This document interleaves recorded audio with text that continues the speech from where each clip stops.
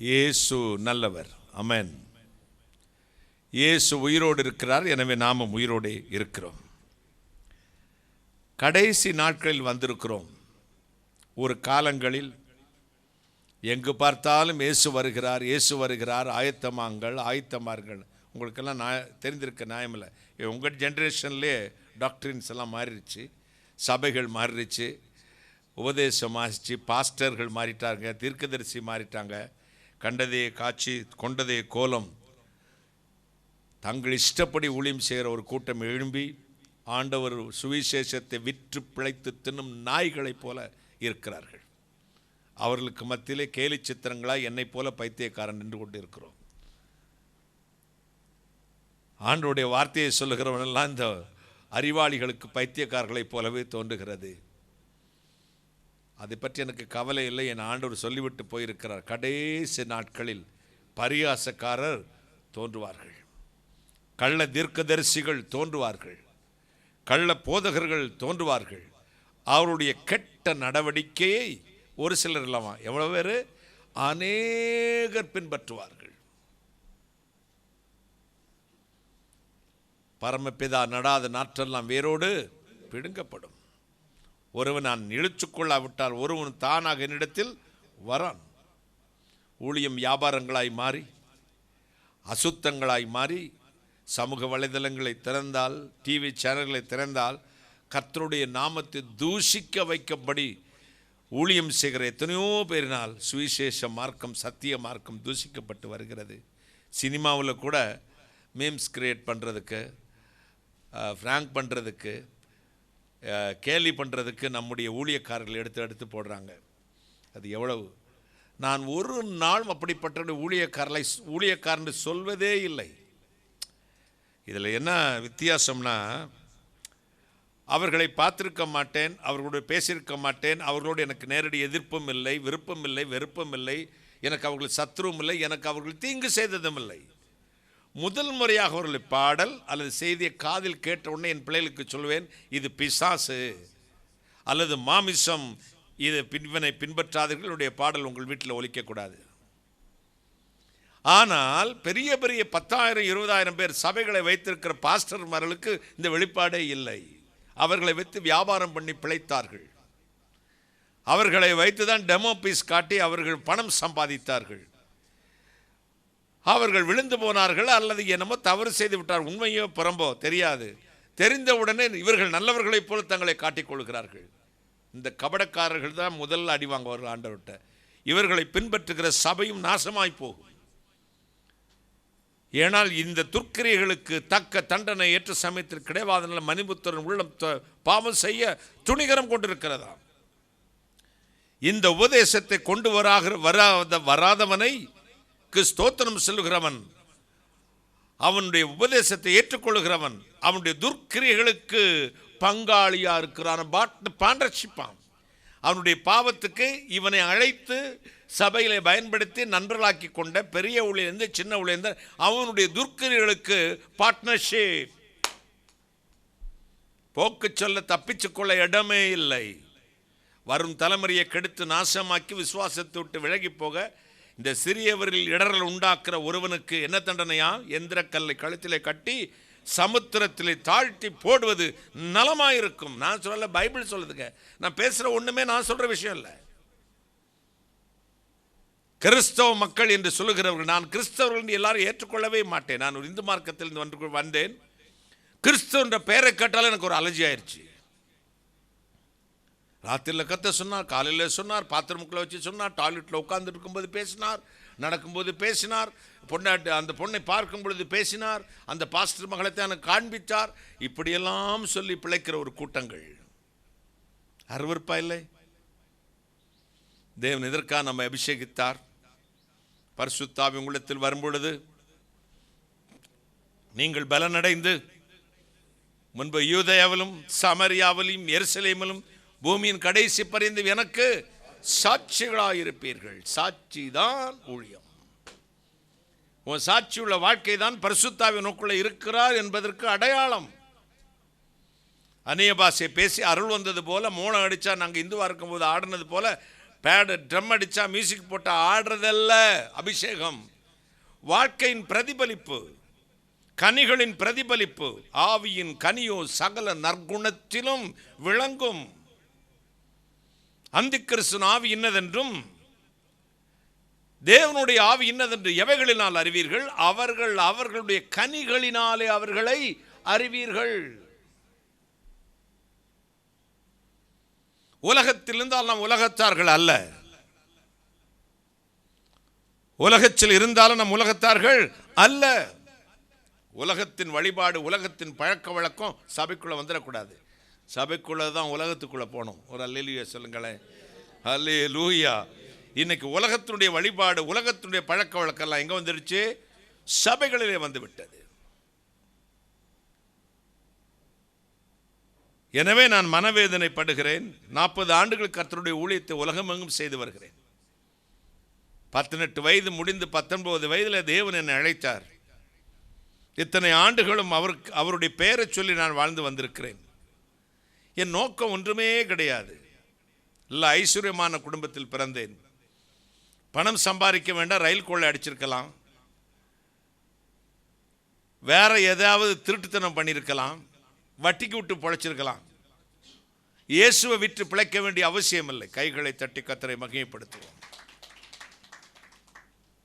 ஆன்மீகத்தில் 2 விதம் உண்டு. ஒன்று உண்மையான ஆன்மீகவாதிகள், அவர்கள் முற்றும் துறந்தவர்கள். மண்ணாசை, பெண்ணாசை, பொன்னாசையை துறந்தவர்கள். அவர்களுக்கு பேர் தான் துறவிகள், சந்நியாசிகள். மற்றவர்கள் போலி ஆன்மீகவாதிகள். அவருடைய நோக்கமெல்லாம் உலகத்தை பற்றி இருக்கும். உலகத்துக்குரிய எல்லா காரியத்திலும் தலையிட்டுக் கொள்வார்கள், காம்ப்ரமைஸ் பண்ணி கொள்வார்கள். உலகத்தோட காம்ப்ரமைஸ்.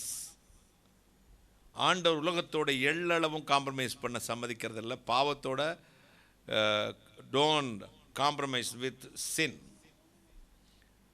பாவத்தோடு ஒரு நாளும் காம்ப்ரமைஸ் பண்ணக்கூடாது. சொன்னா என்னை தீவிரவாதின்றான். ஐயா திட்டுறான். எங்கள் அம்மாவுக்கும் திட்டுறான், எங்கள் அப்பாவுக்கும் திட்டுறான், எங்கள் அம்மாவை கெட்ட வார்த்தையில் திட்டுறான். 15 மணி நேரம் ஜெபிக்கிற ஒரு பரிசுத்தவாட்டி என் தாய் அழகாய் ஓட்டத்தை முடித்து பரலோக ஆண்டவருடைய சமூகத்தில் போயிருக்கிறார்கள். பதிலே பேச மாட்டேன். யாரையும் நான் பர்சனல் அட்டாக் பண்ணதில்லை, பண்ண போகிறதில்லை.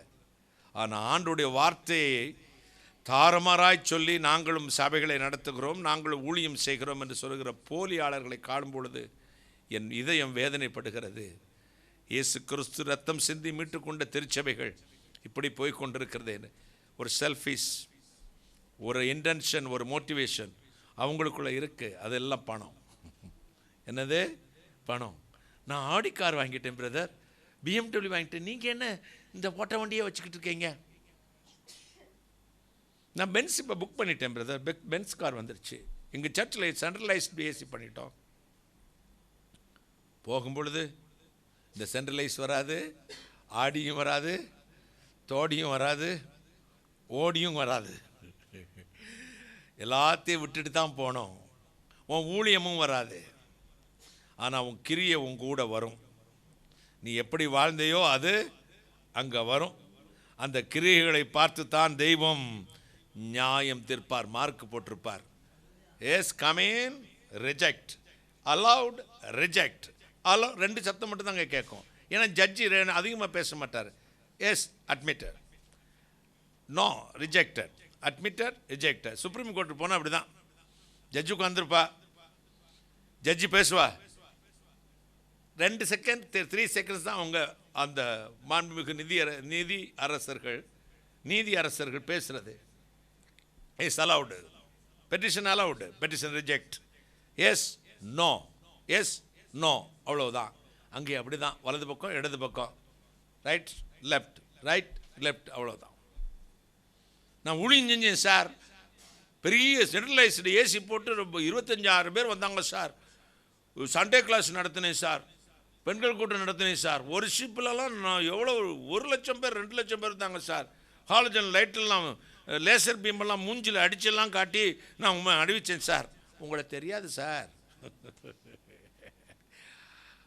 அதுக்கடுத்து ஒரு டெஸ்டினேஷன் கொடுப்பாராம். ரைட் சைடில் இருக்கவனை பார்த்து, உண்மையும் உத்தமமான ஊழியக்காரனே, உன் எஜமானுடைய சந்தோஷத்தில் பிரவேசி.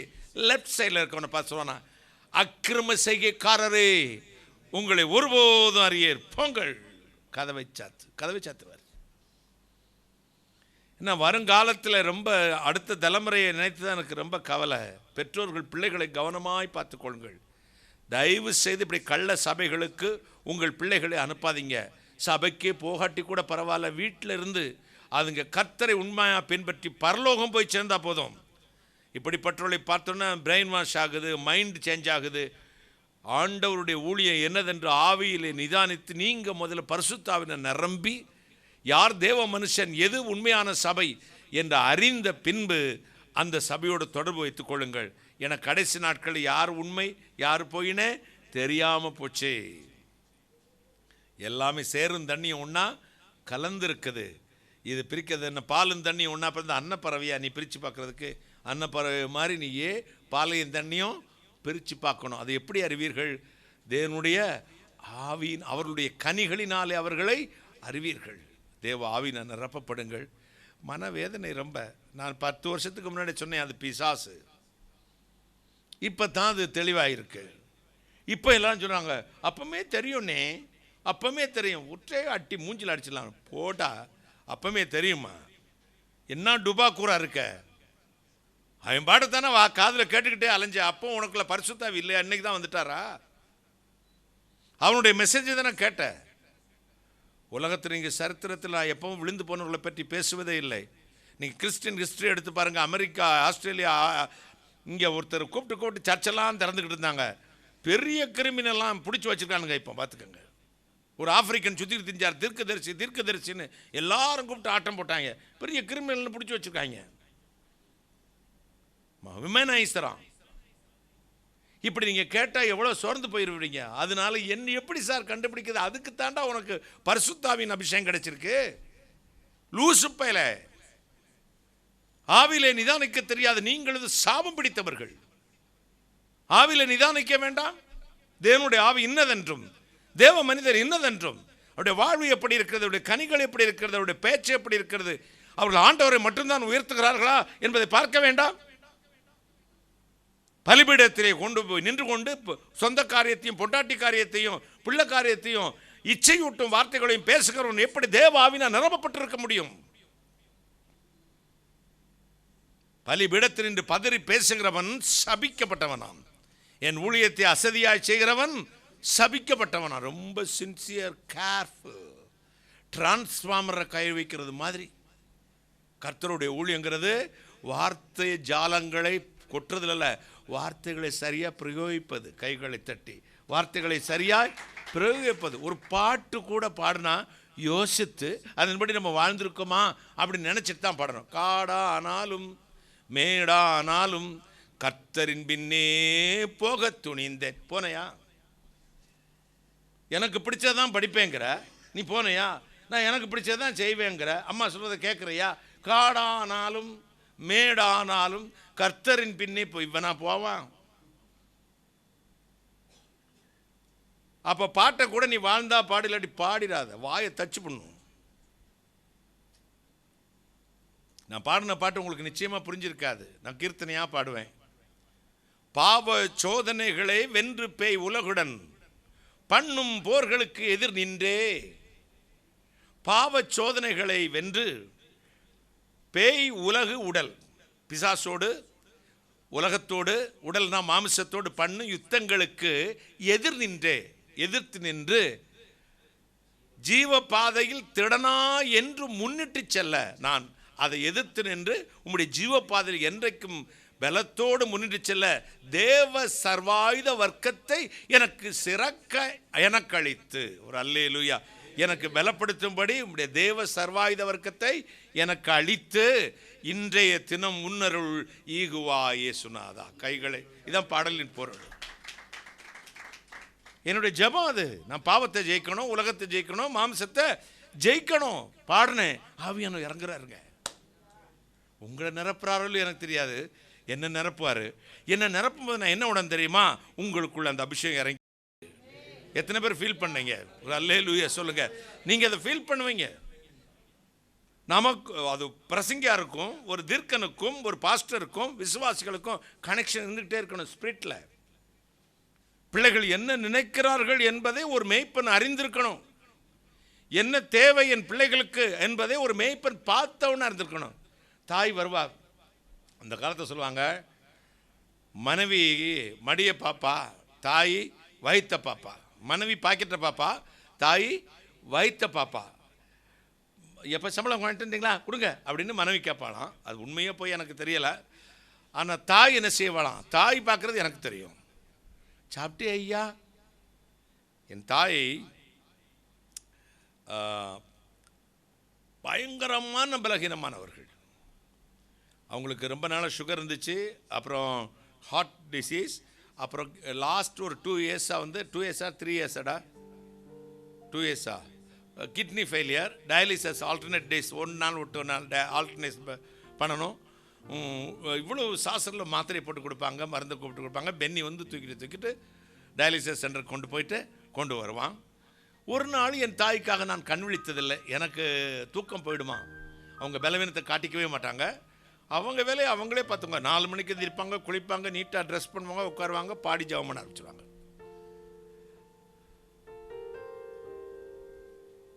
திடீர்னு ஐசியூவில் ஆகிடுவாங்க. வாரத்தில் ஒரு நாளாவது ஐசியூக்கு போயிடுவாங்க. எனக்கு மேடையில் நிற்கும் போது பென்னி வந்து மேடையை விட்டு என் பின்னாடி இருந்து இறங்கி ஸ்டேஜுக்கு பின்னாடி போகிறானா, பிரசங்கம் பண்ணிக்கிட்டு இருக்கும்போது இருதயம் என்ன செய்யும், படன்னு அடிக்கும். அம்மாவுக்கு என்னமா ஆயிடுச்சோன்னு. பெண்ணுக்கு என்ன ஃபோன் வரணும்னா வீட்டிலேருந்து தான் வரும். அப்படியே உடனே ஒன்று நான் ரொம்ப பதறேன்னு அவன் கண்டுபிடிச்சிருவான். மெசேஜில் ஜெபம் பண்ணிக்கிட்டே பிரசங்கத்தை ஆண்டர் வேலையை செஞ்சிருவேன். பேப்பரில் எழுதி, ஒன்றும் இல்லைண்ணே அம்மா கொஞ்சம் ஐசியூவில் இருக்காங்களாம், நல்லா இருக்காங்களாம் அப்படின்னு எனக்கு தைரியத்துக்கு ஒரு எழுதி மேடையில் வச்சு போயிடுவான். சில நாளைக்கு ஒன்றுமே சொல்ல மாட்டான், எனக்கு பயமாக இருக்கும். முடிஞ்ச உடனே முழங்கால் போட்டு ஜெபம் பண்ணி கர்த்தருக்கு நன்றி சொல்லிவிட்டு, என்னடா ஃபோன் அனுப்பேன், அம்மாவுக்கு ஐசியூவில் வச்சுருக்காங்கண்ணே, இன்னும் கண்ணு திறக்கலையாம்மா பாருங்கண்ணே. என் தங்கச்சி கூட போயிருப்பா. ஃபோன் பண்ணுவேன், அண்ணே அம்மா கண்ணு திறந்துட்டாங்க, இந்த கொடுக்குறேன்னு. அம்மா எப்படி இருக்கீங்க அப்படின்னு கேட்க வாய் எடுப்பேன். அவங்க ஒன்றுமே அதை பற்றிலாம் அவங்களுக்கு மைண்டில். ஐயா சாப்பிட்டியா அப்படிம்பாங்க. ஐயா சாப்பிட்டியா, ஐயா மீட்டிங் ஆசீர்வாதமாக இருந்துச்சா, ஆட்களை ஆண்டவர் ஆசீர்வதிச்சாரா, ரட்சிக்கப்பட்டாங்களா ஐயா மக்கள். என்ன சொல்லனே எனக்கு தெரியாது, பார்த்துக்கங்க. இப்போ தாய்க்கு எப்போ பார்த்தாலும் தான் பிள்ளைகளுடைய வயிறு, அவனுடைய தேவை, அவனுடைய நீடு, அவனுடைய நன்மை என்ன என்பதை நோக்கமாக இருக்கிறவருக்கு பேர் தான் என்னது, தாய். ஒரு மேய்ப்பன் அப்படிதான். சபையில் உள்ள விசுவாசிகள் எல்லாருடைய தேவை என்ன, அவங்க முகத்தில் இருக்கிற கண்ணீர் என்ன, எதுக்காக இப்படி முகம் வாடி இருக்கு, தாயை மாதிரி பார்க்கணும். தாய் சபைன்னு வாயில் சொல்றதில்ல, அங்கே தாய் இருக்கணும். ஆயாட்டை போட்டு போயிடக்கூடாது. ஆயாவைத்தான் நிறைய பேர் தாயை நினச்சிக்கிட்டு ஏமாந்த பிள்ளை கடத்தல்காரியாக இருக்காவா, கொண்டு போய் நார்த் இந்தியாட்டை விற்றுட்டு போயிடுவா. அங்கே உன்னை காலை உடைச்சி கையை உடைச்சி பிச்சை எடுக்க வச்சுருவாங்க. அதனால் தாய் யாருங்கிறத கண்டுக்கங்க. ஒரு அல்லேலூயா சொல்லுங்க. பெற்ற பிள்ளைக்கு தாய் தெரியாமல் போயிடுமா? தாயினாலே மற்ற ஸ்திரீகளிடத்திலிருந்து வித்தியாசமானவள். எவ்வளவுதான் ஒரு வாலிப பையன் தாயை போட்டு அடிக்கிறாங்க. ஐயா என் பிள்ளைக்கு பிடிக்கும்னு கறிக்குழம்பு வச்சுருக்கேன் ஐயா, அடிச்சுட்டு தான் போயிருப்பான் குடிகார மட்டை. அவனுக்கு தாய் கறிக்குழம்பு வச்சு, ஐயா சாப்பிடு, நீங்கள் சாப்பிட்டீங்களாம்மா, இல்லை நீ சாப்பிடுயா, நீ சாப்பிட்டாலே நான் சாப்பிட்டது மாதிரி தான். நல்லவன் வருவான், கெட்டவன் வருவான், பலவீனமானவன் வருவான், வியாதிஸ்தன் வருவான், பாவம் செய்யக்கூடாதுன்னு நினைத்து கொண்டு செய்து கொண்டே இருக்கிறவன் வருவான்.